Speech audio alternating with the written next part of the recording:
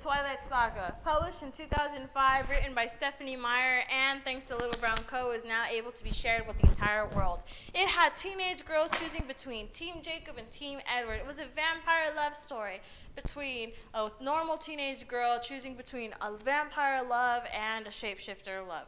Now, we're not here to talk about that. We're here to talk about the genius characters that Stephanie Meyer should have written about. The genius characters she created and neglected despite their interesting backstories, like the Quillette shapeshifters, the other vampires, and the Volturi.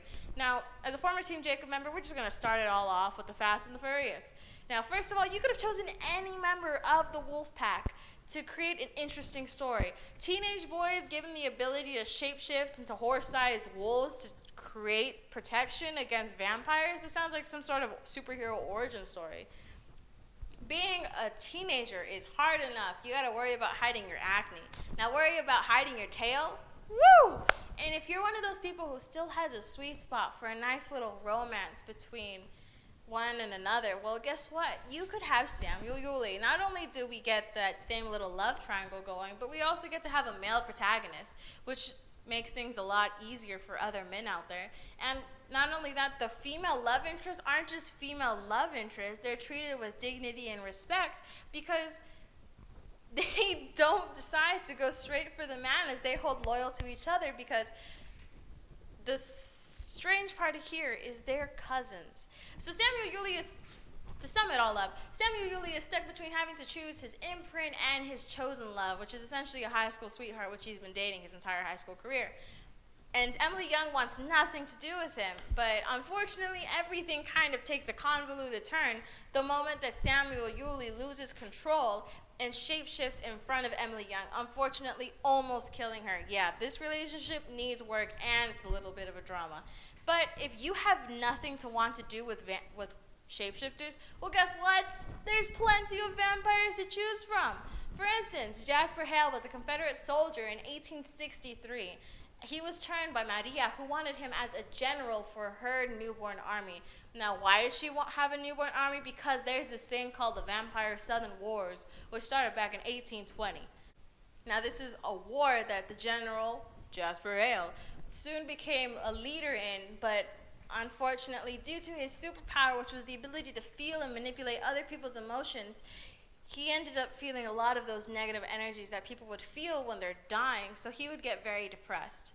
So he left the vampire army, and he just went off on his own, unfortunately still remaining depressed because he still had to kill humans, feel their emotions in order to get blood, when he met Alice Cullen, a vampire who could see into the future. And she told him about a new diet where she could drink and he could drink animal blood, essentially becoming vegetarians. But she saw this because of the future. What else did the future show her? The future showed her Carlisle Cullen.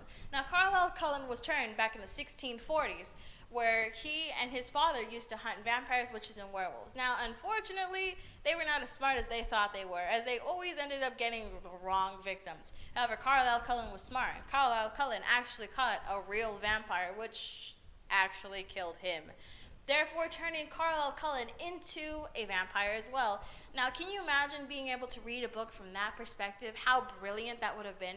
We would have had Carlisle Cullen's point of view as he had to deal with his willpower and refusal to drink another human's blood, and he invented drinking animal blood, as he had such willpower that he refused to attack a single human until he lost control on not a human, but deer, essentially creating the vegetarian diet for vampires.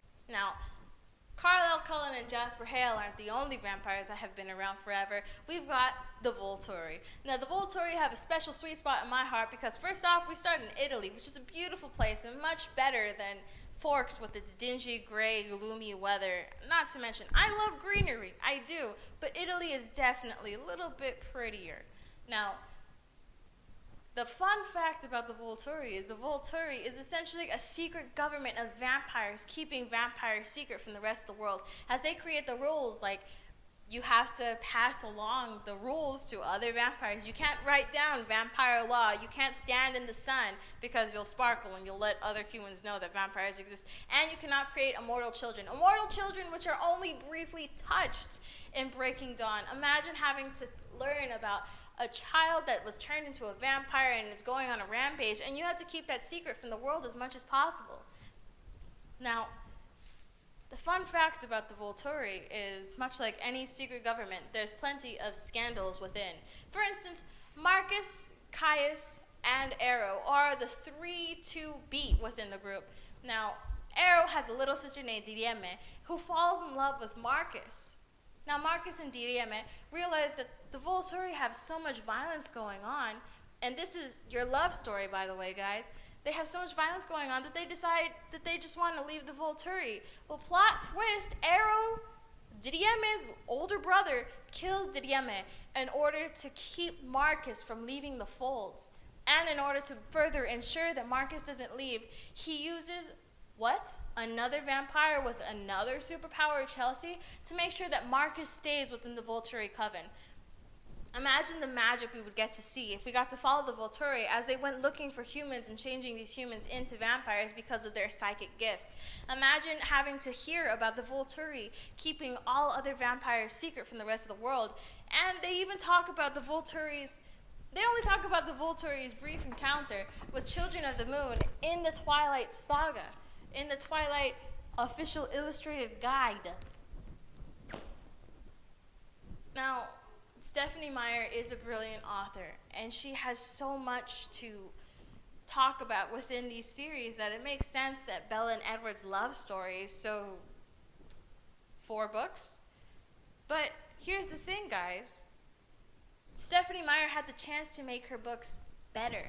She had the chance to shoot for great. She had the chance to not have it just be mediocre, because all Stephenie Meyer had to do was flesh out these backstories a little. I mean, Stephenie Meyer, you had the chance to create something great, and you decided to focus on just the love story between, who does Bella choose, Edward or Jacob? 45% of boys have a hard time finding out stories that interest them or make them want to read. 36% of girls have a hard time finding things that they like to read. I can guarantee you that should Stephenie Meyer have made the decision to open her horizons a little bit more in her writing and not just focus it on that love story, she would have had a much wider reader base. Now, you tell me, would Twilight have been that much better had she decided to flesh out the rest of her characters instead of just had them hiding in the background with the only chance that you'll know anything about their story in a separate book that nobody actually really knows about? To sum it up, Stephenie Meyer, you had the chance to do something great, and you just focused on a love story.